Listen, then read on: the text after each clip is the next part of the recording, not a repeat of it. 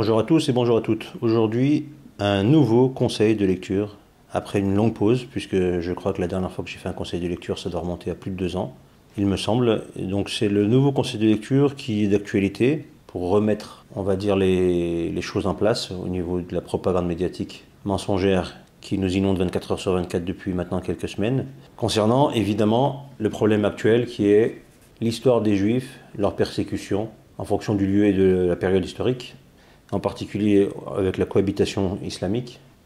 Le livre du jour, le conseil, être juif au Maghreb à la veille de la colonisation. C'est un grand sujet. Le livre n'est pas très épais. Il fait 140, 135 pages, on va dire. Après, c'est l'étape des matières. 137 pages. C'est un livre qui est très intéressant, qui est assez bien réussi. C'est un résumé, hein, puisque c'est impossible de pouvoir traiter le sujet intégralement. Il faut on pourrait faire des tomes même de livres, on pourrait faire 3-4 tomes de 500 ou 600 pages, tellement il y a d'informations, puisque c'est une très longue période, hein, tout simplement. Alors la quatrième de couverture, elle est très simple, hein. Le Maghreb juif autour de 1850, un petit monde baroque, coloré, déroutant, pathétique. Un univers encore pétri de tradition, une intimité millénaire avec l'islam, conflictuel ou convivial.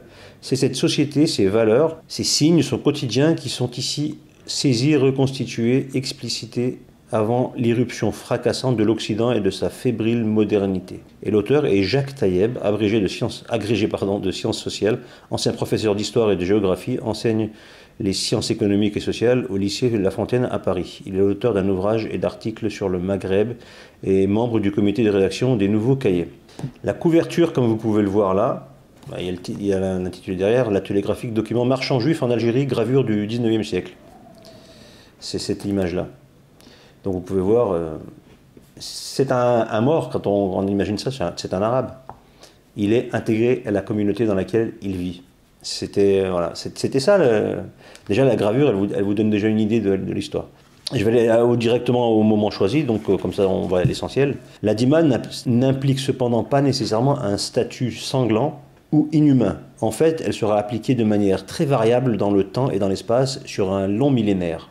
Donc déjà, vous avez vu, quand Éric Zemmour, sans arrêt, il reprend cette idée fallacieuse de dire que c'est un impôt injuste à imposer et pour humilier les non-musulmans, donc ça concernait les chrétiens et les juifs, mais comme ils étaient majoritairement juifs, les non-musulmans à l'époque, et puis il fallait être dominant pour pouvoir imposer ce genre de choses. Donc les musulmans, avant la colonisation, la minorité qui se retrouvait au Maghreb, qui était non-musulmane, c'était les juifs. Et pour eux, la dima, selon Éric Zemmour et d'autres, c'était donc le statut de dhimmi, donc ils étaient des sous-hommes, pas considérés, ils étaient exclus, machin, blabla, patacoufin, tout ce que vous voulez, alors que c'est totalement faux. Et juste sur cette petite phrase, on voit que le mensonge vole en éclats. Peu de professions semblaient fermées aux juifs, même s'ils peuplaient de manière préférentielle celles dédaignées par les musulmans comme le change, la banque ou l'orfèvrerie. Alors ça, c'est intéressant, c'était pareil aussi en Occident à l'époque où ils étaient, avant de se faire chasser, les juifs occupaient un peu ce genre de poste aussi également auprès des chrétiens. Mais pour rappel, pourquoi, entre guillemets, dédaigner, c'est pas vraiment dédaigner, mais le change, la banque ou l'orfèvrerie, c'est une question de... Il fallait avoir des moyens déjà pour devenir orfèvre, et donc il fallait avoir un certain capital, ce qui n'était pas le cas pour tout le monde. Donc ça réduisait le champ, parce qu'il y avait de l'usure. Alors elle était sûrement détournée, mais tout ce qui était usurier, qui créait de l'usure, les musulmans n'y avaient pas droit, c'était interdit. Alors, j'aurais aimé avoir plus d'informations, et ni dans ce ouvrage ni ailleurs, j'ai pas trouvé, ou alors j'ai pas assez bien cherché, le fait, est-ce que dans les banques islamiques à l'époque, est-ce qu'il y avait de l'usure qui était pratiquée? Normalement, non, mais c'est fort possible que ce fût le cas. Les chrétiens n'avaient pas le droit de pratiquer l'usure également, et ils laissaient ce rôle à ceux qui n'avaient pas de problème avec ça, c'est-à-dire les juifs. Alors que l'usure concerne tout le monde, personne ne doit pratiquer l'usure. Mais les juifs, ils ont dit non, quand on dit personne, c'est nos corolégionnaires, on peut le faire aux autres. C'était une des raisons, hein. J'ai même entendu Éric Zemmour il y a quelques années dire ça, il y a une paire d'années, et qui expliquait ouais, c'est normal, tout le monde ne se comprend pas pourquoi les juifs ils sont dans la banque, dans la finance, etc. Bah oui, parce que les juifs ils pouvaient ils pratiquaient l'usure, ce qui n'était pas le cas des chrétiens. Donc la communauté juive s'est retrouvée, c'est des postes de prédilection dans la finance. Quant à l'orfèvrerie, il faut des moyens pour pouvoir travailler les métaux précieux et l'or, l'argent, etc. Et donc faire des bijoux, etc. Donc il fallait avoir un fonds de roulement, et pour avoir un fonds de roulement, souvent, ça prenait du temps et c'était pas donné à tout le monde. Et ceux qui pouvaient y avoir accès plus facilement, c'est ceux qui pratiquaient l'usure. Ils gagnaient beaucoup d'argent comme ça, ce qui fait qu'ils pouvaient taper dans les deux. Donc je rappelle encore une fois que ça concerne avant la veille de la colonisation. S'il existe des quartiers juifs, c'est plus par commodité que par ségrégation. On parle encore une fois du Maghreb. Le statut de la dima est appliqué sans rigueur, sauf en matière fiscale. De nombreux juifs sont au service de l'État, comme secrétaires, katib, trésoriers, médecins, collecteurs d'impôts.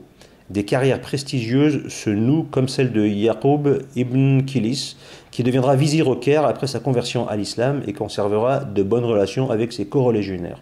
Donc ils ont accès, ils ont l'ascenseur social, ils peuvent progresser dans la hiérarchie de l'État. Et ils ont des postes très intéressants, puisque secrétaire ou trésorier, médecin, collecteur d'impôts. C'est pas donné à tout le monde ces métiers-là. Ils ne sont pas marchands de bourricots ou agriculteurs ou transporteurs de je ne sais quelle marchandise. Non, ils ont des postes à responsabilité et ils font partie de la haute société. Je ne vois pas où est la ségrégation, la haine des musulmans envers les juifs à cette époque-là. Donc il n'y avait pas de problème.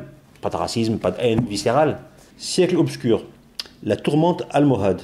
Descendue des montagnes de l'Atlas marocain, animée d'un rigorisme fanatique, les almohades, Almohawidoun, font d'ouest en est la conquête du Maghreb entre 1145 et 1160, massacrant sur le passage juifs et chrétiens ainsi que musulmans suspects de tiédeur religieuse. Les petits îlots chrétiens disparaissent alors de l'histoire.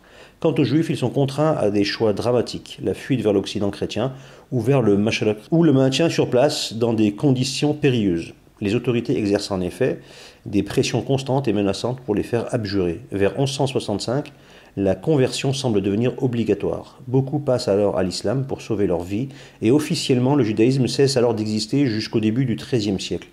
En fait, certains convertis qui ont continué de pratiquer leur culte en cachette dans des zones montagneuses et les steppes et, plus encore, dans le sud de l'Ifriqiya, la pratique est presque ouverte. Donc là, moi j'ai noté ça, c'était le maranisme avant l'heure, dans le monde islamique. Ils ont créé le maranisme avant la péninsule ibérique quelques siècles plus tard. Fin du XIVe siècle et début du XVe, le maranisme est apparu dans la péninsule ibérique. Mais 2 siècles avant, donc 1160 jusqu'en 1200 et quelques, on a eu cette vague de maran en Afrique du Nord, à cause des Almohades. Donc il y a eu des exactions évidemment, mais c'est comme partout. Hein. Ils n'ont pas fait de tri d'ailleurs, ils ont tapé au sein de toutes les communautés, ils ont soumis tout le monde. Et surtout, c'est là où je me pose la question, pourquoi cette envie subite de les convertir à l'islam de force? À part avoir une 5e colonne infiltrée, puisque comme c'est expliqué, le judaïsme n'a alors jamais cessé d'exister. Et en fait, certains convertis, donc comme c'est indiqué ici, continuent de pratiquer leur culte en cachette, dans les zones montagneuses et les steppes, et plus encore dans le sud de l'Ifriqiya, la pratique est presque ouverte. Donc vous avez des maranes, ce qu'on appelle, moi je les appelle maranes parce qu'on n'a pas le terme, mais c'est la même chose que les maranes classiques, au sein de l'Afrique du Nord, bien avant l'existence même des premiers maranes. Voilà. Vous avez déjà, alors par les dirigeants du pays, ils ouvrent la porte à certaines hérésies, et là on a l'exemple flagrant. Et ils marchent aussi sur la tête, les Almohades, parce que pour faire ce qu'ils ont fait, clairement, c'était contre-productif et criminel. Donc. Alors ça aussi c'est très intéressant, les Juifs ont vis-à-vis de l'islam une ironie discrète, ils reconnaissent qu'il a du bon, mais que ce qu'il a de meilleur a été emprunté au judaïsme. Tout ce qu'ils ont de bon, ça vient de chez nous. Ça peut pas venir d'ailleurs, ils ramènent toujours tout à leur culture, à leurs idéaux. Ce qui est bon, ça vient de chez eux tout le temps, c'est tout le temps le délire comme ça. Et aujourd'hui, c'est pareil. Hein. Les droits de l'homme, ça doit venir de chez eux. La civilisation, c'est de chez eux. Ils sont au-dessus de l'humanité, c'est normal. Là, c'est très intéressant. En 1830, il y avait en Alger, donc à Alger, 6500 juifs sur 30 000 habitants. Donc en 1830, il y avait donc 6500 juifs sur 30 000 habitants. Vous vous dites quand même, pour un endroit très antisémite qui met les juifs au banc de la société, ils sont quand même vachement nombreux. Hein. C'est qu'ils vivent bien, c'est qu'on les respecte, c'est qu'ils sont installés. Enfin, je comprends pas, c'est quoi le délire? Puis on peut poursuivre ailleurs. Hein. À la même date, Tlemcen, dont la population ne s'était pas encore déversée sur Oran, comptait au moins 3500 juifs, de même pour Constantine. Sans doute des atavismes professionnels, le besoin de sécurité, une plus grande facilité de culte avait-il joué en faveur de la concentration urbaine. Dans la cité, l'espace juif portait, s'il était ancien, le nom de Harat el-Yahoud, mot à mot le quartier des Juifs. Ce nom a été attesté par des documents de la Génisée. À Tripoli, il existait au sud de la ville une hara qui fut abandonnée lors de l'occupation chrétienne entre 1510 et 1551. Lorsque les Juifs retournèrent dans la cité, on leur concéda un nouvel espace, dit hara, je ne sais pas comment ça se prononce, hara Kbira, grand quartier, près des murailles occidentales. Peut-être plus tard, mais à quelle date, se développa plus au sud une hara Srira, le petit quartier. Le même phénomène de duplication se trouvait à Djerba et à la Hara Srera n'abritait que des familles de prêtres répondant au patronyme de Cohen. Ça, c'est les prêtres installés selon la légende depuis la destruction du premier temple, dont une porte ou une pierre aurait été enchâssée dans la très vieille synagogue de la Riba. C'est là où il y a eu un attentat il y a une paire d'années, en 2002, 2003, quelque chose comme ça. L'autre centre, le Harar Kbira, 2 fois plus peuplé, comptait une population plus aisée et d'un renseignement plus récent, remontant peut-être au premier temps de l'islam. Le volet le plus étrange est sans doute celui des juifs des tentes Yahoud al-Arab, les juifs des Bédouins. Intégrés aux tribus des Anécha près de Souk Hara, je crois que c'est en Algérie, j'allais dire, et aux Drides en Tunisie. Ces semi-nomades, que leurs coreligionnaires appelaient Baoussia, je ne sais pas comment on le prononce, de l'hébreu Ous, au dehors, menaient la même vie que les Bédouins, guerroyants aux besoins comme eux, connus de tous sous le nom de Aoulad el-Maïmoun, fils de Maïmoun. Ils semblaient s'être établis dans la région dès le XIVe ou le XVe siècle. Et vers 1850, ils étaient au nombre d'un gros millier, majoritairement chez les Anécha. Il y avait aussi des juifs chez les Fréchiches et le Hamama en Tunisie. Ces bédouins étaient sans doute plus nombreux quelques siècles plus tôt, ce qui semble confirmer l'onomatisque avec une foule de Nisba, désignance ethnique ou familiale. Marwani, de Marwan, prénom arabe, Alali, de Alal, Arbi, de l'arabe, Mesguini, Zenati, Layani, de Layani, etc. Donc c'est pour donner les noms. Les Nisba. Il y a le Narma, le Nisba, c'est les appellations, les noms de famille, les patronymes. On enchaîne. En 1766, les autorités marocaines font de Mogador, qui deviendra ensuite Essaouira, si je ne dis pas de bêtises, le grand port du Sud. Des familles de commerçants connus, souvent d'origine ibérique, Toujar el-Sultan, les commerçants du sultan. Où est-ce que je suis? Les commerçants du sultan s'y installent, dispensés de paiement de la jizya. Donc ils ne payaient pas l'impôt. Il y avait des dispenses aussi. Et puis ils avaient des endroits où ils s'installaient. Et donc c'était les commerçants du sultan. Bon, ça c'est au Maroc, ils avaient, pour vous dire comment ils étaient insérés dans la société et arrivaient à avoir ce genre de privilèges, parce que c'est des privilèges. Dans quelques métiers, la concentration tournait au quasi-monopole, par exemple en ce qui concernait le travail des métaux précieux et la frappe des monnaies. Les Juifs étaient nombreux, voire majoritaires dans de nombreuses professions, comme les trésoriers au service de l'État, les intendants au service d'intérêts privés, des prêteurs sur gage, les courtiers que les Européens appelaient Santsal, d'après le terme arabo Semsar. Les colporteurs formaient une autre corporation bien plus modeste en matière de revenus et de prestige social. Colporteurs urbains certes, mais aussi et surtout colporteurs ruraux sillonnant les atlas marocains de l'arrière-pays et l'arrière-pays tripolitain à partir de leur ville d'attache, Meknès, Sefrou, Tripoli, absents dans leur domicile après les fêtes de Soukout, début octobre, et jusqu'à la veille de Pâques, pour repartir après cette fête et ne revenir qu'à la veille du nouvel an juif, Rosh Hashanah, à la mi-septembre. Mais en Libye et dans le sud tunisien, certains colporteurs rentraient chez eux à la veille du Shabbat. Enfin, sans être en situation de monopole, chanteurs, musiciens et danseurs étaient fort nombreux parmi les juifs. Mais ils vivaient bien, ils s'amusaient, ils travaillaient, ils vivaient, ils voyageaient, ils faisaient leur culte. Elle était belle la vie au Maghreb, non? Je sais pas. L'interdiction du prêt-intérêt pour les vrais croyants, encore et souvent tournée, explique les quasi-absences des musulmans dans les métiers d'argent et plus curieusement dans le travail des métaux précieux. Ça rejoint ce que j'avais oublié qu'il y avait ce passage-là, voilà. Donc c'est ce qu'il disait, ce rapide tableau mérite quelques éclaircissements. Voilà. Tout s'explique basiquement. Il n'y a pas de fumée sans feu et rien ne se fait par hasard. Il y a une logique. Et ensuite, est-ce que vous enfreignez la logique ou pas? Il y a certains qui ont décidé de l'enfreindre. La logique religieuse avec des commandements et des interdits. Il y en a qui les transgressent parce que la vie d'ici-bas a peut-être plus de valeur pour eux que la vie de l'au-delà. Donc ils ne respectent pas certaines choses pour pouvoir jouir immédiatement des biens de ce bas monde. C'est un choix. Ils ont misé sur le mauvais cheval, mais c'est un choix. Ça explique aussi pourquoi il y a eu beaucoup de haine, parce qu'ils étaient tous dans la finance, et ceux qui étaient les prêteurs sur gage, par exemple, ils prêtaient de l'argent, mais pas gratuitement. On vous prête de l'argent, c'est pas gratuit, donc il y avait de l'usure. Ça, c'est une certitude. Et puis là, apparemment, je pense qu'il y avait déjà ils devaient prêter de l'argent, même sous les commandements musulmans, ils prêtaient de l'argent sûrement avec usure. Je pense qu'à peu de choses près, c'était le cas. Alors, il n'en était pas de même pour les activités commerciales jugées nobles, où les dhimmis rencontraient une forte concurrence. Vous voyez, c'est pas un refus, c'est une forte concurrence. Ainsi, ils étaient de facto écartés des corporations les plus prestigieuses, parfumerie, vente des étoffes de luxe, etc., concentrées dans les souks du centre Kessaïra. Et cette situation, probablement ancienne, se retrouvait pour les artisans de luxe, sellerie, maroquinerie. Seuls les bijoutiers et quelques rares marchands de brocart étaient admis à l'intérieur de la Kessaïra. Toutefois, à Tripoli et à Tunis, après 1860, les commerçants juifs, forts de la fin des discriminations, commencèrent à l'aborder plus volontiers. Donc vous avez vu, il y a des choses, ils ne sont pas interdits, on les met un peu de côté pour certains trucs, mais ils ont accès à 90% des postes les plus intéressants, et ils ne sont pas au bas de la société, tout simplement. Donc socialement, il n'y a pas de misère, il n'y a pas de problème, il n'y a pas de ségrégation. C'est surtout dans le domaine de la finance et du commerce maritime que les changements furent les plus significatifs. Au XVIIe et XVIIIe siècle, les trésoriers juifs au service de l'État ou les conseillers des princes au Maroc étaient souvent des banquiers d'Ancien Régime. Entendons par là qu'ils avaient comme activité essentielle d'ouvrir des crédits aux souverains ou à ses proches. Ce fut sans doute le cas pour ce Joseph Mimran. Il y a un Mimran en ce moment qui est dans la taxe carbone en France. Ce Joseph Mimran, qui périt de façon tragique en 1683. À Tunis, en Alger, ils avançaient la solde de la milice. Alors je ne sais plus trop ce que ça voulait dire cette milice. Est-ce que c'était la milice de l'État du moment qui était une milice donc pour mater la population? Peut-être, je ne sais pas. Là, j'ai pas eu d'éclaircissement, ou alors je ne me rappelle pas. Il faudrait que je regarde si j'ai peut-être noté. Surtout, les Juifs intervenaient en prêtant aux marchands chrétiens qui ne pouvaient pas toujours régler leur achat au comptant dans les ports maghrébins. Mince, les marchands chrétiens, ils venaient commercer au Maghreb.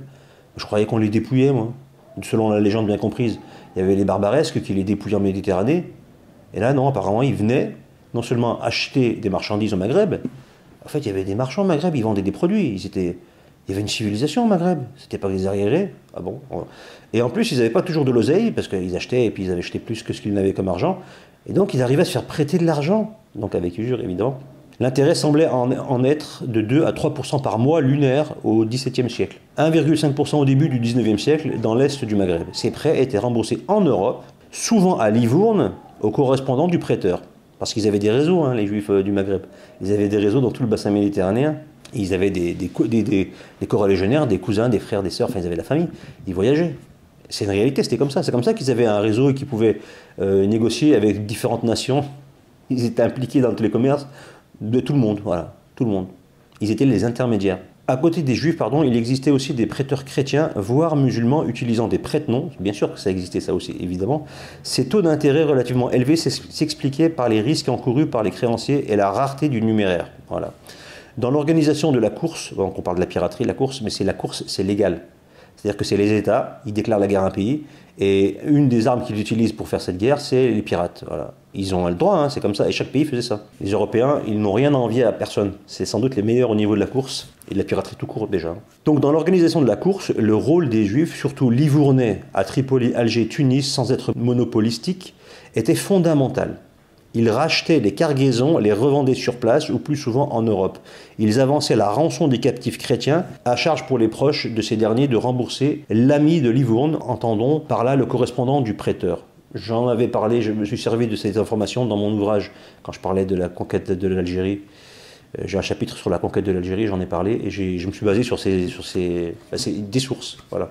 Là, on a des informations très intéressantes sur le fait que la communauté juive participait au business des pirates qui prenaient des prisonniers et qui les vendaient. Les cargaisons, ils vendaient les esclaves. Et parfois, ils commanditaient, alors c'est plus loin dans le livre, mais je ne vais pas forcément lire tout le livre, et parfois, ils commanditaient aussi le vol avec la course, puisque c'était étatique, la course. Donc il y avait des bateaux chrétiens avec des marchandises qui allaient d'un port à un autre européen, et puis les pirates barbaresques, qui les interceptaient, mais ils étaient commandités pour attaquer tel bateau particulièrement, donc prendre la cargaison, réduire l'esclavage, ceux qui pouvaient réduire l'esclavage, et c'était les commerçants du Maghreb juifs qui allaient payer ces bateaux-là et les commanditer. Ils récupéraient la marchandise, donc ils payaient les pirates pour ça, mais ils la payaient à moindre prix. Ensuite, ils la renvoyaient sur les ports de Marseille ou de Livourne ou ailleurs à leurs correspondants sur place, et ils les revendaient à leurs premiers commanditaires, ceux qui avaient acheté les marchandises qui s'étaient fait voler, donc, et ils leur revendaient au prix fort. Donc ils faisaient double culbute. Je ne l'invente pas, c'est dans ce bouquin-là, il faut que je retrouve, mais j'en ai même d'autres qui en parlent aussi. Mais c'est très intéressant tout ça. Et pourquoi on n'en parle pas de ça? Pourquoi, je veux dire, déjà, il faut connaître, mais surtout ceux qui le savent. Éric Zemmour, il a vécu, par exemple. Je reviens toujours avec lui parce qu'il est symptomatique, ce gars, c'est le meilleur exemple. Qui a expliqué qu'il a vécu, lui et ses ancêtres, 1000 ans au Maghreb. J'ai vécu 1000 ans avec eux, contrairement à vous. Ceux qui m'emmerdaient le plus, c'était pas eux. Moi, je connais l'Algérie, j'ai vécu 1000 ans en Algérie. Eh ben, ça se 1000 voit. ans. Mais t'étais du bon côté du manche. Non, pas du tout. Est-ce que t'aurais voulu garder le même manche Pas ici? du tout. Moi, j'étais justement un dhimmi. Alors, l'Aran n'est pas là-dessus. Donc, je sais ce que c'est de vivre avec l'islam dominant. Il doit connaître cette histoire-là.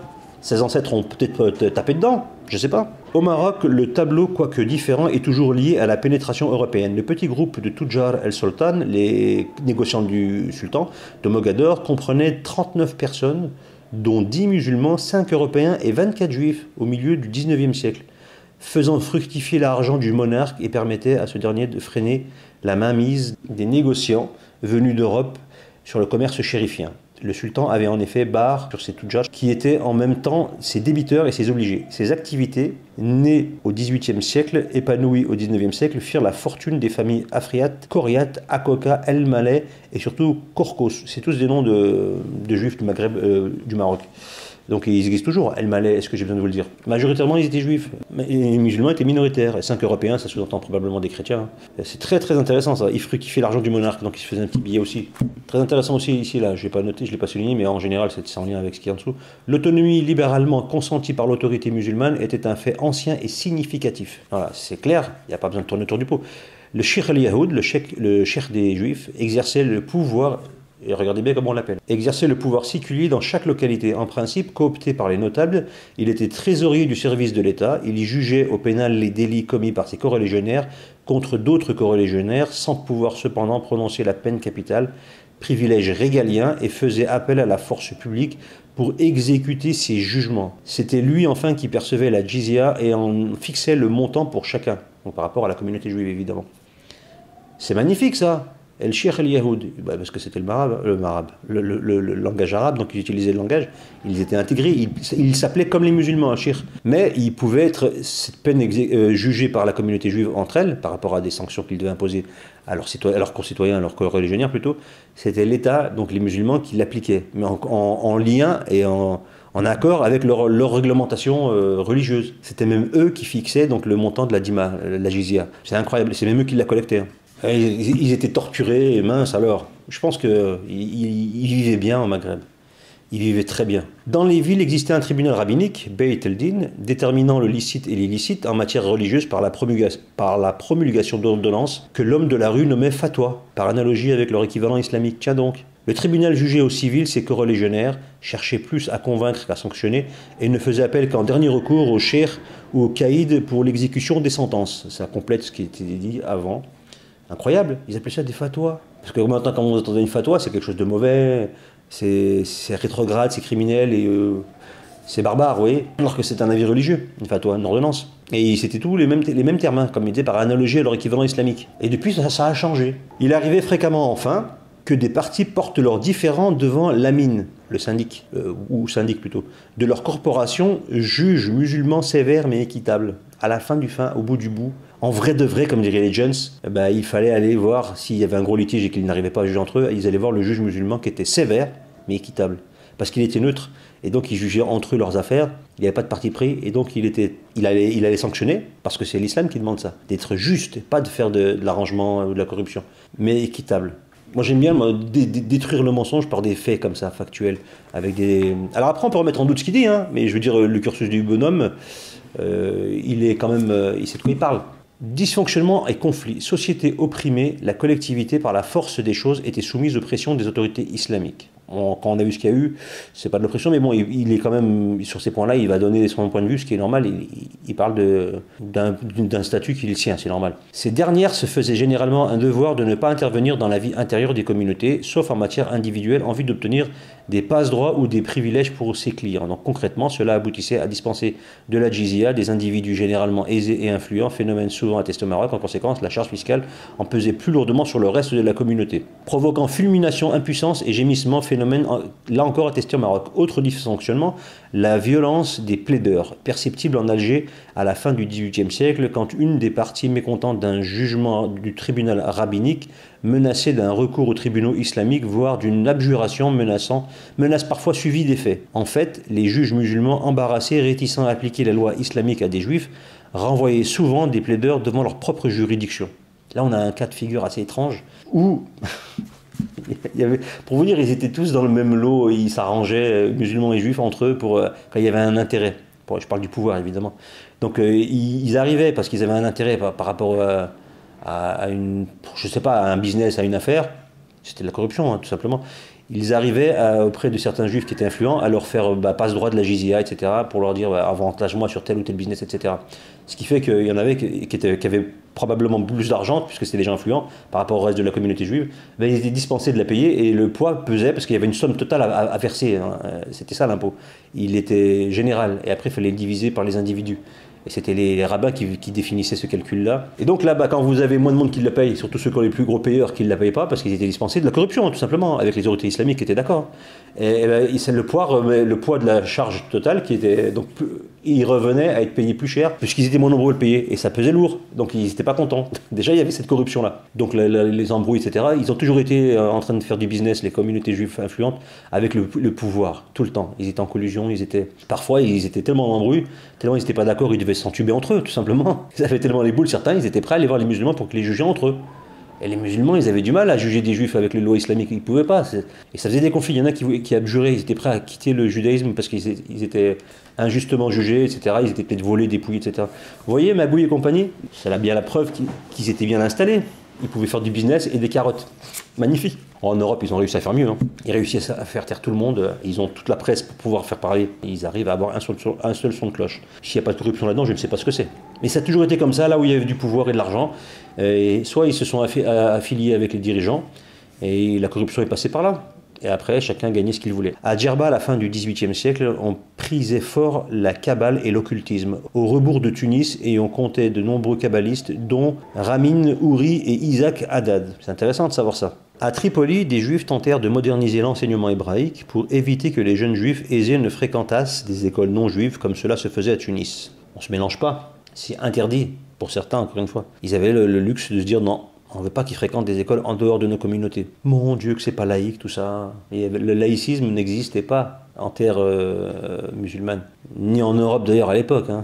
Vous voyez, maintenant vous dites, mais non, ça serait infâme. Comment ça, on se mélange pas? C'est du racisme, c'est de l'antisémitisme.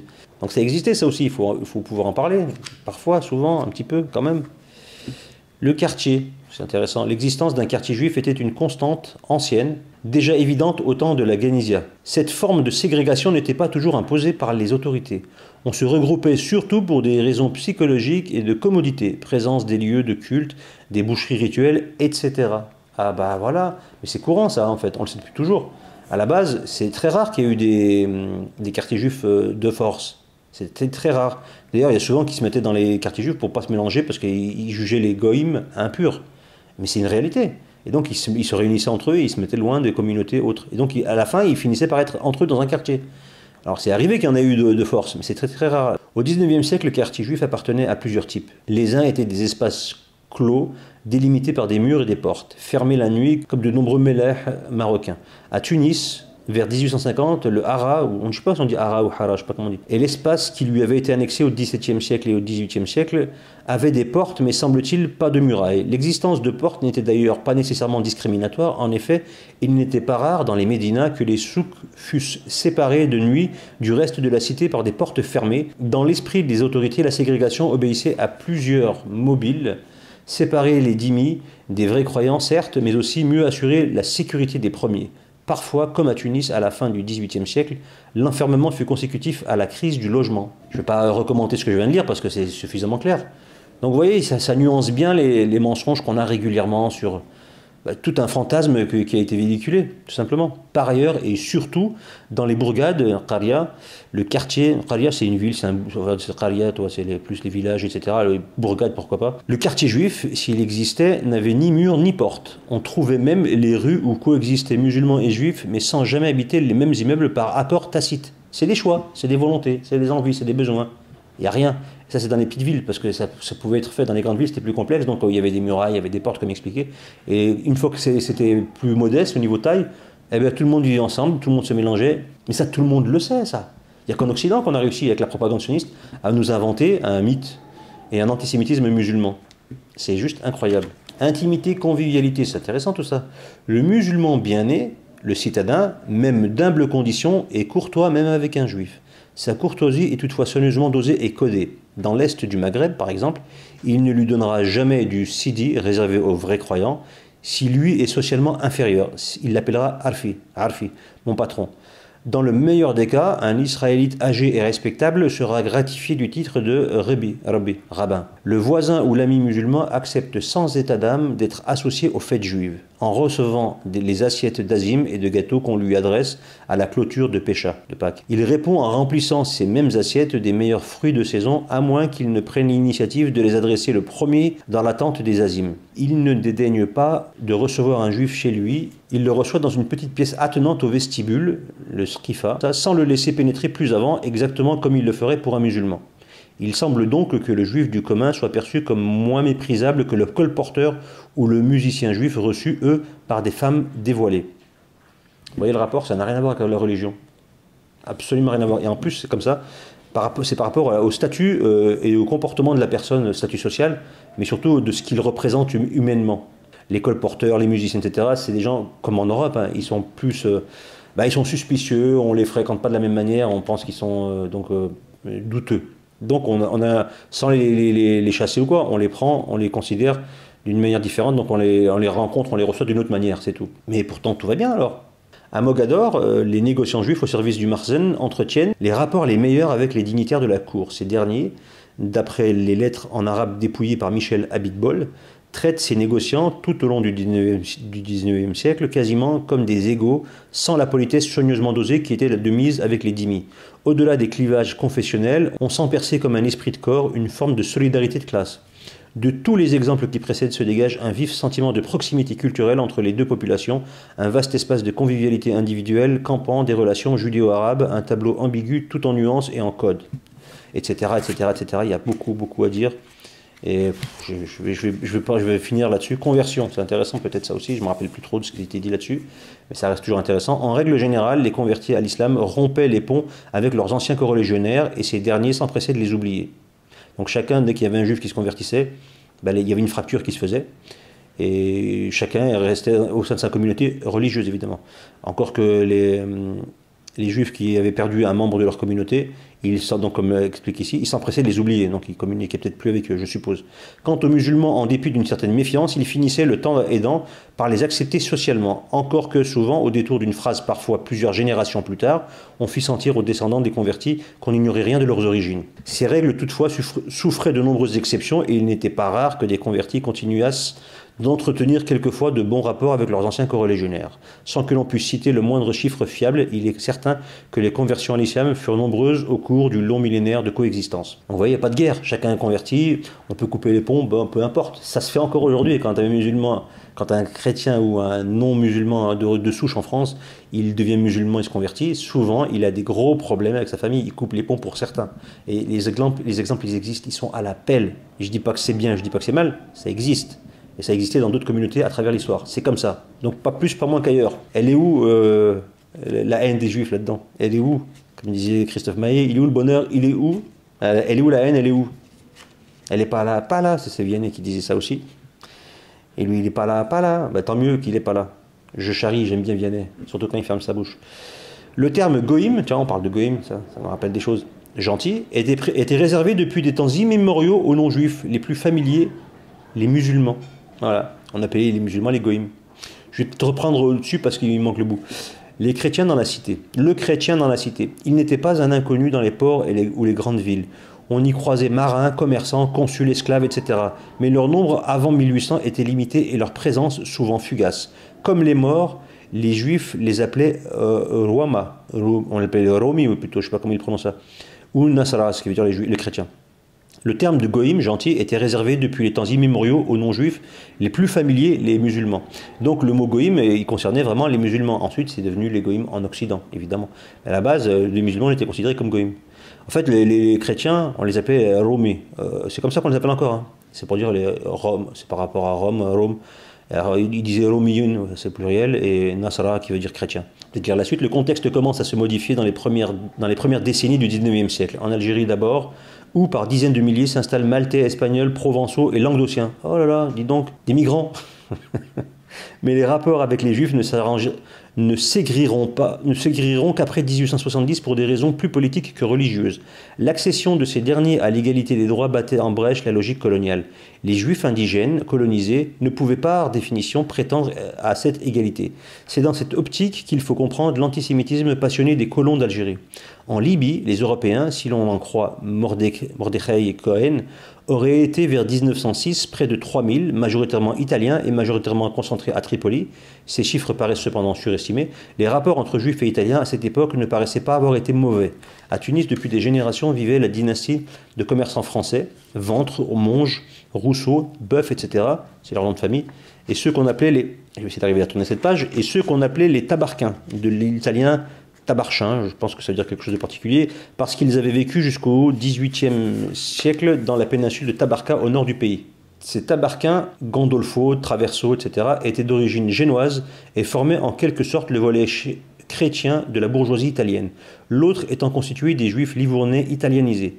Leur rapport avec les juifs, fruit d'une longue coexistence, était et restèrent corrects. Il y a beaucoup de choses qui peuvent être intéressantes et je vais pas pouvoir évidemment aborder tous les passages intéressants, et c'est le but vraiment de ça, c'est vraiment que vous vous procuriez éventuellement cet ouvrage si vous êtes intéressé pour en savoir plus, mais je vais terminer sur un sujet intéressant puisque c'est par rapport à la conquête de l'Algérie et des familles juives qui étaient installées à cette époque-là en Algérie, et à Alger en particulier. Donc l'histoire des vieilles familles d'Alger fut plus dramatique. Le recensement pour le paiement de la patente aux autorités françaises en 1842 et 43 donnait seulement 18 contribuables juifs à 100 francs par an. Sans doute des familles riches avaient-elles dû numériquement décliner dans les décennies précédant l'expédition française de 1830. Déjà très restreint, ce groupe se subdivisait lui-même en deux sous-ensembles, celui des juifs indigènes avec les familles Tabet, dites Bentibi, Moati, Aboulker et surtout les 6 familles patriciennes descendantes des immigrés mallorquins et catalans de 1391 qui ont fui la première inquisition espagnole, les Kabouyissines, je ne sais pas comment on prononce, ou porteurs de bonnets, Ayache, Serreur, Benaïm, Walid, Stora et Durand. Celui des Livournais, plus précisément celui des originaires de Livourne, c'est-à-dire des clans familiaux maghrébins ou orientaux installés à Livourne, puis immigrés au Maghreb, Bouchara, Soliman, Bounache, qui deviendra Boujna, et Cohen Bakri. Ces deux dernières familles, regroupées dans un réseau d'alliances matrimoniales, avaient établi à la fin du XVIIIe siècle un puissant consortium commercial. En 1800, Naftali Bounache était chef de la nation juive et conseiller du Dey Mustapha. Comme son influence exaspérait Maures et Turcs, il fut assassiné en juin 1805 et sa mort déclencha un véritable massacre contre les Juifs d'Alger. C'est ces Bounache et Bakri, Boujna et Bakri plus tard, qui, avec les dettes contractées par la France par rapport à des dettes de blé, pour nourrir les soldats pendant les campagnes d'Espagne et les campagnes d'Égypte aussi, c'était eux les commerçants. Et j'en parle dans mon ouvrage sur la conquête de l'Algérie, dans mon dernier ouvrage, donc je ne reviens pas dessus, mais c'est à cause d'eux que la conquête de l'Algérie a eu lieu. Pour une escroquerie financière, hein. Une dette fictive, elle réelle, mais fictive par rapport à l'État algérien et l'État français. C'était une dette privée des Bounache et Bakri, et l'État français a refusé de la payer à l'Algérie, mais c'était en fait une dette privée, et ils l'ont rendue nationale, et ils ont mis l'Algérie dedans pour rentrer en conflit avec l'État français, ce qui a fait que ça a déclenché ensuite, il n'y a pas que ça, mais ça a déclenché ensuite l'invasion et la colonisation de l'Algérie par l'armée maçonnique française, l'État français maçonnique évidemment. Et donc voilà, et il y a eu des massacres, donc on a tué certains ancêtres de la famille Bounache et Bakri. Je vais lire là-dessus, puis après je m'en termine là-dessus. Les deux familles rivales, des Cohen Bakri et des Durand, commencèrent alors à intriguer auprès des autorités, chacune souhaitant occuper le poste de Mourkadim. Cette rivalité eut de sanglantes retombées. Le Dey nomma en remplacement de Naftali Joseph Cohen Bakri. Un autre Dey l'en chassa au profit de David Durand, lequel fut à son tour remplacé par David Cohen Bakri, que le Dey fit exécuter. David Durand retrouva alors son poste, mais il finit de même manière que le Dey le remplaça par Joseph Cohen Bakri en 1816. Ces épisodes sanglants épuisèrent les forces vives de la communauté et suscitèrent de nombreux départs vers Livourne, Tunis et Tripoli. L'ascension puis la chute de la maison Cohen Bakri eurent des conséquences sur les relations franco-algériennes. C'est peu de le dire, hein. La firme avait livré des grains au directoire qui avait oublié de payer sa dette. Habilement, elle céda ses créances au Dey, dont elle était débitrice. L'État algérien ne cessa de réclamer son dû à Paris, sans grand résultat. De là, le fameux coup d'éventail au consul de France, suivi de l'expédition française de 1830. En fait, Naftali était très proche des intérêts français et Paris aurait sans doute honoré sa dette s'il avait vécu. Mais son assassinat fit se déliter le consortium et les Cohen Bakri, sans doute poussés dans les bras des Anglais par l'esprit malade du consul français Dubois-Tienville, se mirent à intriguer contre Paris et réclamer d'intérêts et des dédommagements. Il est gentil. Là, pour le coup, Jacques Taïeb était gentil, mais j'y crois pas 2 secondes. Et je l'ai démonté dans les... Donc, il donne des petites informations, mais il occulte l'essentiel. Et ceux qui sont intéressés, c'est pas pour vendre mon ouvrage, mais j'en parle et je donne les informations précises sur la carotte, sur l'escroquerie et la trahison de la tribu des Bounache et Bakri. Et c'est une des raisons Ça a arrangé la France de venir coloniser l'Algérie, ils avaient ce prétexte-là. Il élude beaucoup de choses, c'est pas le sujet, mais il n'en parle pas assez. Et donc je vais en rester là, et l'intérêt c'était pourquoi ils ont fait assassiner leur corps légionnaire. Ils ont pris le pouvoir dans cette association, et ils ont pu ensuite manigancer pour pouvoir créer cette dette, etc., etc. Donc c'est un jeu malsain et vicelard. Et donc pour ceux qui souhaitent procurer cet ouvrage, vous le trouvez je pense un peu partout, sur Amazon, peut-être à la Fnac aussi, et en tout cas sur Amazon je pense que vous le trouverez facilement et à un prix très intéressant. Et je n'ai pas souvenir qu'il ait coûté bien cher, même si je ne trouve pas le prix, parce que je ne le trouve pas. Je ne le vois pas, je ne sais pas où est-ce qu'il est. Bref, c'est pas grave. Donc il a été donc 94 le bouquin. Ouais, 1994. Voilà, donc après il y a trop à lire, c'est pas intéressant de les lire comme ça, puis ça devient barbare. Donc à nos chers amis mythos qui refont l'histoire, un petit ouvrage qui va vous remettre en place, mais ils doivent sûrement le connaître, et puis ils connaissent la réalité, puisque leurs parents ont vécu là-bas, leurs grands-parents ont vécu là-bas, ils ont les histoires du Maghreb, ils connaissent parfaitement. Il n'y a pas eu de problème. C'est juste une création mensongère, de la propagande, parce qu'ils ont besoin d'une histoire particulière, d'un son de cloche particulier qui définit qui est le méchant, qui est le gentil, quitte à tordre totalement la réalité. Et en ce qui concerne l'islam, c'est pas qu'ils la tordent, ils inventent une réalité qui n'a jamais eu lieu. Et ils la professent à longueur de journée dans les médias, qu'ils ont à disposition H24 sans aucune limite. Ce qui est quand même relativement incroyable. Mais bon, apparemment, ça choque personne. Et c'est bien de démystifier ces menteurs, et c'est le but. Hein. Donc voilà, bon petit conseil de lecture, vous allez apprendre des choses, vous allez voyager. Voilà, ça peut être très instructif et ça va donc vraiment démystifier la propagande sioniste criminelle que nous avons en France depuis une certaine période. Et j'espère qu'elle va arriver à sa fin, parce que c'est en la contredisant qu'elle tiendra pas la route, hein, et qu'on peut la détruire. Il n'y a pas d'autre solution. Donc je vous souhaite une bonne journée, faites attention à vous, peut-être un jour à l'occasion un autre conseil de lecture, j'essaierai de ne pas prendre autant de temps cette fois-ci, parce que 2 ans c'est long. Donc faites attention à vous, lisez, cultivez-vous, plus on se renseigne, moins on est perméable au mensonge, au contraire, il glisse, vous le devinez, vous l'esquivez et il ne vous atteindra pas. Sur ce, je vous souhaite une bonne journée, je vous dis à très bientôt et que Dieu vous garde.